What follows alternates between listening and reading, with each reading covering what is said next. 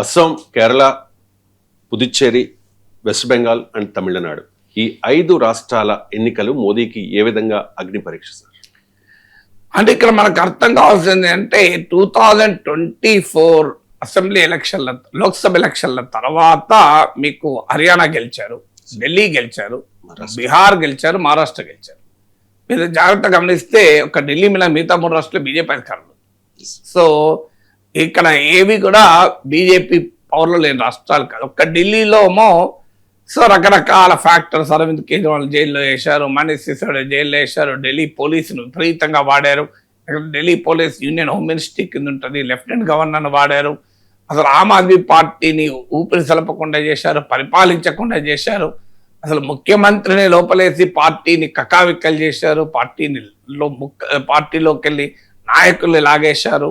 అన్నీ చేసి సక్సెస్ అయ్యారు. ఈడీని ఉపయోగించారు, సిబిఐని ఉపయోగించారు, ఇన్కమ్ ట్యాక్స్ ఉపయోగించారు, పోలీసును ఉపయోగించారు, ఎలక్షన్ కమిషన్ ఉపయోగించారు. ఇక ఆడ ఉపయోగించేది ఏమీ లేదు. సో ఫైనల్గా అధికారులకు రాగలిగారు ఢిల్లీలో. అన్ని దండాలు పడతాయి. ఇక మిగతాది చిన్న స్టేటు బీహార్. ఢిల్లీలో మొదటి నుంచి కూడా బీజేపీకి ఉనికి ఉన్నది. ఈవెన్ మున్సిపల్ కార్పొరేషన్ ఢిల్లీ ఎప్పుడైనా బీజేపీ గెలుస్తుంది. ఈవెన్ ఇప్పుడే కాదు, ఆమ్ ఆద్మీ పార్టీ పుట్టక ముందు కూడా, వాజ్పేయి అద్వానీ ఎరా నుంచి కూడా, భారతీయ జనసంఘ్ కాలంలో కూడా ఢిల్లీలో బీజేపీ స్ట్రాంగ్. సో ఆ బేస్ ఉపయోగించుకొని ఈ ఎత్తుగడలన్నీ వేసి గెలిచారు. కానీ ఇక అది మొదటి పాయింట్. అంటే తాము అధికారంలో ఉన్న రాష్ట్రాల్లో ఎన్నికలు జరిగాయి. రెండవ పాయింట్ ఏంటంటే తమకు బలమున్న నార్త్ అండ్ వెస్టర్న్ ఇండియాలో జరిగాయి. అంటే మీకు బీజేపీ ప్రస్థానం చూస్తే 2014 తర్వాత 2014లో నార్త్ ఇండియాలో బలపడ్డారు, నార్త్ అండ్ వెస్ట్. 2019 ఎలక్షన్లో ఈస్ట్కి ఎక్స్పాండ్ అయ్యారు. 2024లో ఆ నార్త్ అండ్ వెస్ట్లోనే దెబ్బతిన్నారు. మళ్ళీ అసెంబ్లీ ఎన్నికల తర్వాత దాన్ని పూడ్చుకున్నారు. అంటే తనకు సాంప్రదాయ బలమైన క్షేత్రాల్లో అసెంబ్లీ ఎన్నికలు జరిగాయి. ఈ రెండు మీకు ఇప్పుడు 2024 తర్వాత జరిగిన అసెంబ్లీ ఎన్నికల లక్షణం. కానీ ఇప్పుడు అలా కాదు. ఇప్పుడు తనకు వీక్ ఉన్న ప్రాంతాల్లో ఎన్నికలు జరుగుతాయి, సౌత్ అండ్ ఈస్టర్న్ ఇండియాలో. సో అందువల్ల బీజేపీకి ఇది ఒక ఎదురీత. అంటే to begin with it is starting with a disadvantage. అక్కడ స్టార్టెడ్ విత్ అన్ అడ్వాంటేజ్. ఒక అడ్వాంటేజ్తో స్టార్ట్ చేశారు, గెలిచారు. ఇక్కడేమో డిసడ్వాంటేజ్తో స్టార్ట్ చేయాలి. తమకు బలహీనమైన ప్రాంతమైన సౌత్ అండ్ ఈస్ట్ జరుగుతుంది. ఇది మొదటిది. రెండవది ఏంటంటే ఇక్కడ కనుక గెలిస్తే ఇక బీజేపీ ప్రాసెస్ కంప్లీట్ అయిపోతుంది. నార్త్, వెస్ట్, ఈస్ట్, సౌత్ పూర్తి అయిపోతుంది. సో మిషన్ 7 అని బీజేపీ పెట్టుకున్న 7 స్టేట్స్లో కూడా ఇవన్నీ ఉంటాయి. మీకు తమిళనాడు, కేరళ, బెంగాల్ 3 ఉంటాయి. సో అందువల్ల ఇక్కడ ప్రధానమైనటువంటి తర్వాత మీకు ఇండియా కూటమి బలమైనటువంటి ప్రాంతం. మీకు తృణమూల్ కాంగ్రెస్, డిఎంకే, లెఫ్ట్, కాంగ్రెస్ బలమైన ప్రాంతం. అందువల్ల ఇక్కడ దెబ్బ కొడితే ఇండియా కూటమి మనుగడనే కొట్టచ్చు. అందుకొరకు సర్వశక్తులు వాడుతోంది. మళ్ళీ ఈడీ వాడుతున్నారు, సిబిఐ వాడుతున్నారు, మీకు పోలీస్ వాడుతున్నారు. పోలీసు అయితే వాడలేదు, ఎందుకంటే రాష్ట్ర పోలీసు ఉంటే. కానీ ఈడీ, సిబిఐ వాడుతున్నారు, ఎలక్షన్ కమిషన్ వాడుతున్నారు, ఎన్ని ఏళ్ళని చేస్తున్నారు. కానీ ఏం జరుగుతోంది ఇక్కడ అంటే ఒకటేమో రీజనల్ ఐడెంటిటీ అనేది ఫ్లేరప్ అయింది. బీజేపీ చేసిన స్వయంకృతాపరాధాలతో అది మరింతగా పెరిగింది. మీకు బెంగాల్లో మమతా బెనర్జీ సక్సెస్ఫుల్గా అవుట్ సైడర్ బీజేపీ అనే యొక్క యాంగిల్ తీసుకురాగలిగారు. ఇక్కడ తమిళనాడులో కూడా మొదటి నుంచి బీజేపీ పైన అదే అటాక్. ఎక్కడి దాకా అటాక్ అంటే ఆఖరికి ఎన్నికల మధ్యలో పళనిస్వామి చెప్పుకోవాల్సి వచ్చింది, మాకు బీజేపీతో పొలిటికల్ అలయన్సే, ఐడియాలజికల్ అలయన్స్ లేదు, ఎన్నికల తర్వాత ఉండదు, మా ఎజెండాతోనే ప్రభుత్వం ఉంటుంది. ఎందుకంటే ఆ కరోనా మీకు స్టాలిన్ ఎలక్షన్ రెటోరిక్లో సక్సెస్ఫుల్గా పైచేయి సాధించాడు. అంటే Tamil versus Hindi, Chennai versus Delhi, south India versus north India.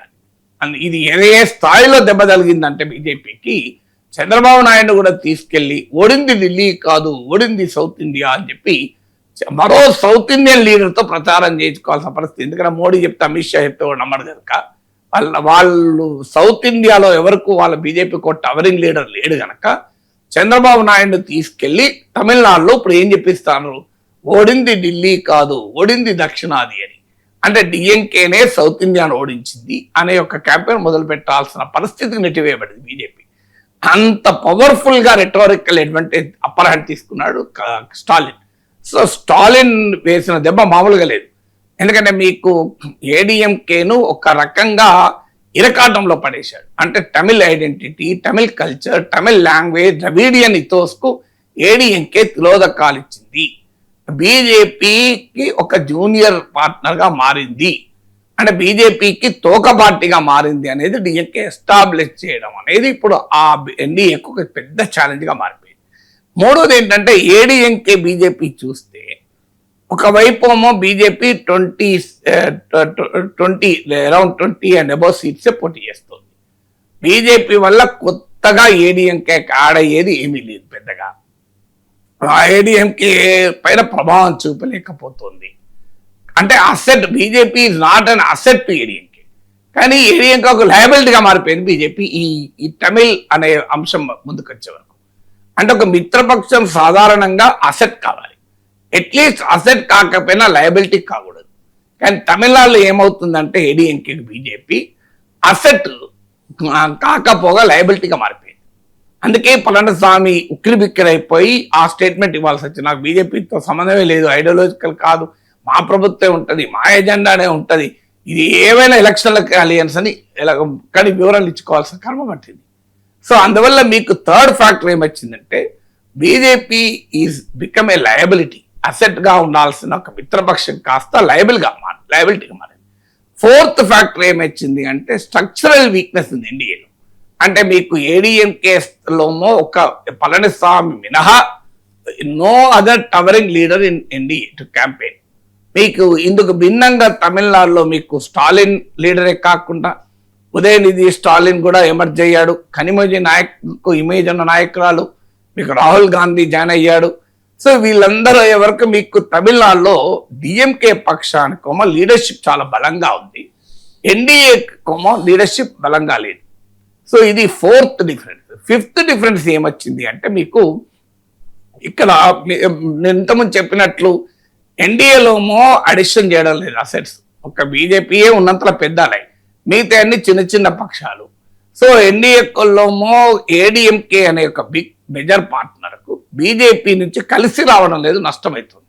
అక్కడేమో డిఎంకేకు మిత్రపక్షాల వల్ల వాల్యూ అడిషన్ అవుతుంది. అంటే కాంగ్రెస్ వల్ల, లెఫ్ట్ వల్ల వాల్యూ అడిషన్ కావడం అనేది ఫిఫ్త్ ఫ్యాక్టర్గా మారింది. సిక్స్త్ ఫ్యాక్టర్ ఏంటంటే విజయ్ ఫ్యాక్టర్. సో విజయ్ ఎప్పుడైతే ఎంటర్ అయ్యారో బీజేపీ విజయ్తో రాజకీయం చేయాలని చాలా చూసింది. ఒక దశలో ఎన్డీఏలో కూడా విజయ్ని తీసుకొద్దామని చూసింది. ఆ విజయ్ మీటింగ్లో జరిగిన తొక్కిసలాటను తమకు అనుకూలంగా మార్చుకోవాలని చూసింది. ఆ తొక్కిసలాట సమయంలో విజయ్ని సమర్థించింది. విజయ్తో రాయబారాలకు కూడా జరిపింది, కానీ అది సక్సెస్ కాలే, ఫెయిల్ అయిపోయింది. కారణం ఏంటంటే విజయ్ ముఖ్యమంత్రి కావాలన్నాడు, పళనిస్వామి వదులుకోవడానికి సిద్ధంగా లేడు కనుక. ఇంకోటి ఏంటంటే విజయ్ యాంటీ బీజేపీ, నేను బీజేపీకి ఐడియాలజికల్ రైవల్ అని మొదలు పెట్టాడు పొలిటికల్ జర్నీ కనుక ఇప్పుడు చేరితే జనం యాక్సెప్ట్ చేయరు. కానీ చూస్తుంటే గ్రౌండ్ మీద విజయ్ ప్రభావం కనిపించడం లేదని వార్తలు వస్తున్నాయి. ఏమైనా సైలెంట్ ఓటింగ్ ఉంటే తప్ప Vijay will be a big failure అని. ఎందుకంటే ఆయన ఫ్యాన్ ఫాలోయింగ్ ఉంది, కానీ మీకు అది క్యాడర్గా మారడం లేదు, ఒక ఆర్గనైజేషనల్గా మారడం లేదు. ఫ్యాన్ ఫాలోయింగ్ ఉన్న ఆర్గనైజేషనల్గా మారకపోతే ఏమైతుందంటే ఓటరు పోలింగ్ బూత్కు తీసుకొచ్చి ఓటు వేయించడంలో గ్యాప్ వచ్చేస్తుంది. తర్వాత విజయ్ తరఫున పోటీ చేసే ఏ క్యాండిడేట్ గుర్తింపు ఉన్న నాయకుడు కాదు.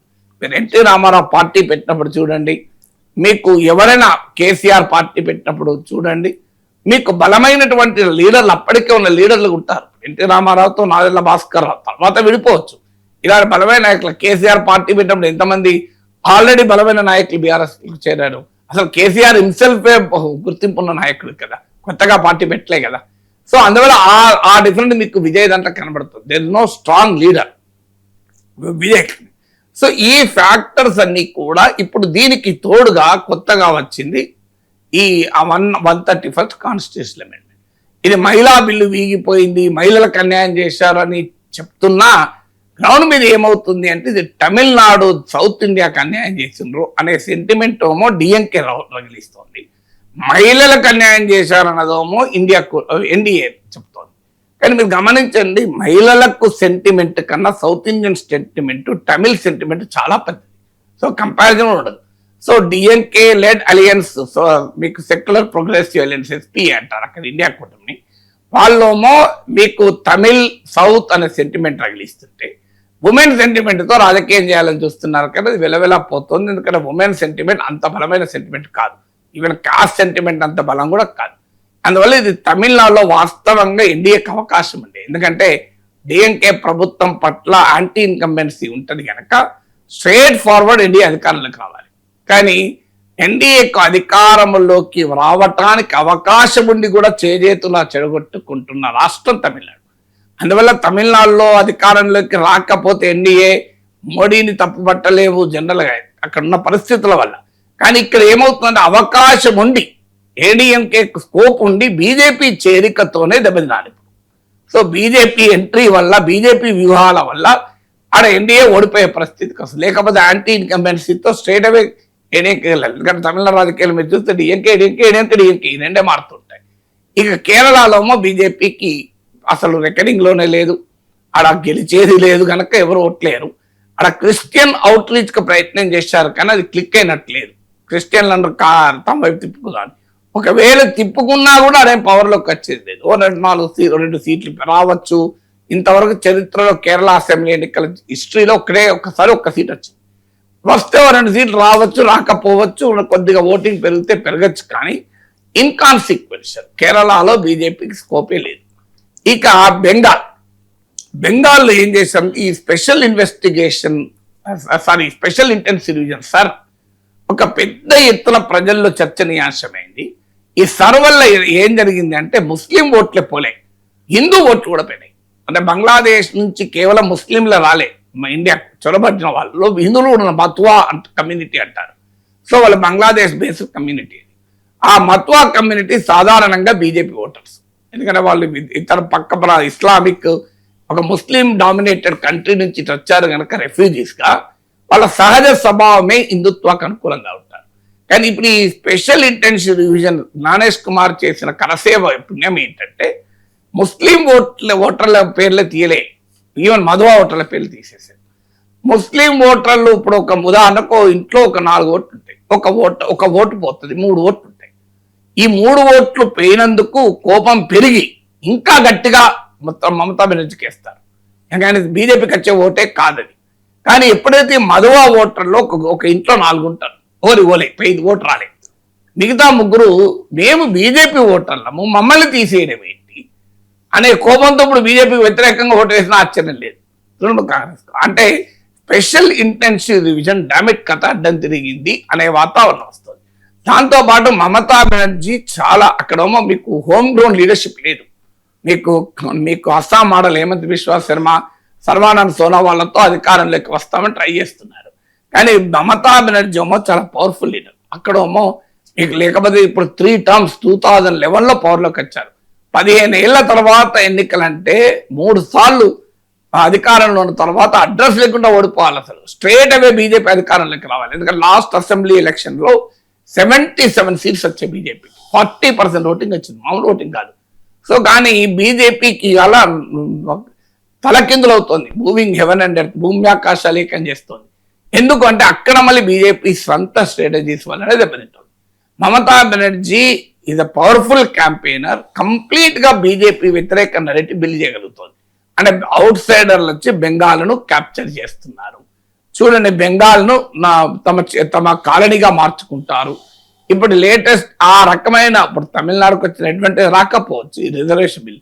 అందుకే మమతా బెనర్జీని దెబ్బతీయటానికి ఈ మహిళా బిల్లును వాడుకుంటున్నారు క్యాంపెయిన్ గా. కానీ women voters very big voters Mamata బెనర్జీకి. అందువల్ల చూడండి, తృణమూల్ కాంగ్రెస్ మహిళా బిల్లును అమలు కాకుండా చేసింది, మహిళలకు వ్యతిరేకం అనే క్యాంపెయిన్ తో గెలవాలనుకుంటున్నారు. కానీ అది ఎంత అమాయకమైన స్ట్రాటజీ అంటే ఈ క్యాంపెయిన్ తో మమతా బెనర్జీ దూరం చేస్తారా? ఎందుకంటే 33% మోడీ చెప్తుంటే మమతా బెనర్జీ ఇప్పటికే 40 to 50% ఇస్తారు అన్నిట్లలో. మీకు అన్ని స్టేజ్లో పార్లమెంట్లో చూడండి, తృణమూల్ కాంగ్రెస్ ఎంపీలు ఉమెన్ అబోవ్ 40% ఉంటారు, అబోవ్ 40%. మీరు రాజ్యసభకు ఉమెన్ పంపిస్తారు, మీకు ఉమెన్ డామినేట్ తృణమూల్ దాంట్లో. సో అందువల్ల మోడీ నేను 33% ఇస్తానంటే మమతా దీది అడ్డుకుంది అని క్యాంపెయిన్ చేస్తారు. నవ్వుతున్నారు జనం, అయ్యో నువ్వు మమతా అడ్డుకునే 40% ఇస్తుంది కానీ నువ్వు కూడా ఇవ్వడద్దు అంటున్నాడు. ఆమె ఏ చట్టము లేకపోయినా, ఏ రాజ్యాంగ సవరణ లేకపోయినా దశాబ్దాలుగా తృణమూల్ కాంగ్రెస్ ఉమెన్ కి హైయెస్ట్ మోర్ దెన్ 33% ఇస్తారు. సో నువ్వు ఇప్పుడు వచ్చి 33% అడ్డుకున్నాడు జనం నమ్ముతారు. అంతకన్నా ఎక్కిస్తుంటే సో అంతకన్నా ఎక్కిస్తూ నమ్ముతాడు ఎవడన్నా? రోజు అన్నదానం చేసేవాడిని బిచ్చగానికి అన్నం పెట్టదు అంటే నమ్ముతాడు ఎవడన్నా? రోజు అన్నదానం చేస్తాను ఇంటి ముందర కూర్చొని రోజు ఒక 500-600 మందికి అన్నదానం చేసేవాళ్ళు. వీళ్ళు బిచ్చపడి కూడా అన్నం పెట్టడం తింటాం అనుకోండి, వాళ్ళు నమ్ముతారా? మా కళ్ళ ముందు చూస్తున్నాం కదా, రోజు 500 మందికి అన్నదానం చేస్తానంటారు. సో అందువల్ల మమతా బెనర్జీ పైన చేస్తున్న మోడీ క్యాంపెయిన్ బూమరాంగ్ అవుతుంది. అంటే మా మమతను అన్యాయం చేస్తున్నారు అనే ఒక విక్టిమ్హుడ్. ఈ special intensive revision, ED, CBI, IPAC మీద దాడి, ఇది ఒక రకంగా యుద్ధం చేస్తున్నారు బెంగాలీ బిడ్డ పైన అనే భావన తృణమూల్ కాంగ్రెస్ రైజ్ చేస్తుంది. అందువల్ల వాస్తవంగా తమిళనాడులోను బెంగాల్లోను బీజేపీకి ఎన్డీఏకి అనుకూలమైన పరిస్థితులు. ఎందుకంటే తమిళనాడులోమో మీకు ప్రభుత్వ వ్యతిరేకత ఉంది, మీకు ఇక్కడేమో బెంగాల్లోమో 15 సంవత్సరాల తర్వాత ప్రభుత్వ వ్యతిరేకత, మామూలు వ్యతిరేకత ఉండదు కదా. సో అలాంటి చోట కూడా 2 చోట్ల యాంటీ ఇన్కంబెన్సీ వల్ల తనకు అనుకూలంగా ఉంటే ఇప్పుడు మోడీ అమిత్ షాల చాణుక్యం కాస్త బీజేపీని ఓడించే పరిస్థితి తీసుకొచ్చింది.